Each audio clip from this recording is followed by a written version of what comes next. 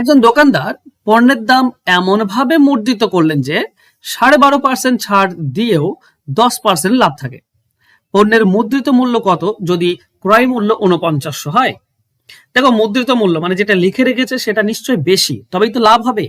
কারণ কিনেছে 49, তো লিখবে বেশি, তবেই লাভ হবে। তাহলে খেয়াল করো, একটা 12.5% ছাড় দিয়েছে মুদ্রিত মূল্যের উপর, মানে বিক্রি করেছে 87.5-তে। আর একটা 10% লাভ হয়েছে, মানে বিক্রি করেছে 110%-এ। কোনটা উপরে দেব? যেহেতু মুদ্রিত মূল্য বেশি, তাই বেশিটা আমি উপরে দেব, নিচে দেব কম।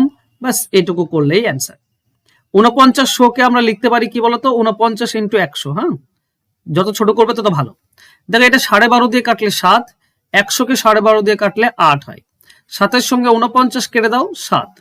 56 আর 11, 56 আর 11 গুণ করলে 616, তার মানে 6160। এইটা হবে সঠিক উত্তর, অপশন সি।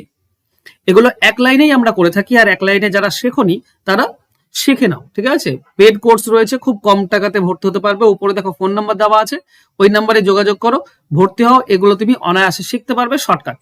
ওকে, আশা করছি ভালো লেগেছে। ভালো লাগলে অবশ্যই লাইক, কমেন্ট, শেয়ার করে দিও। ধন্যবাদ।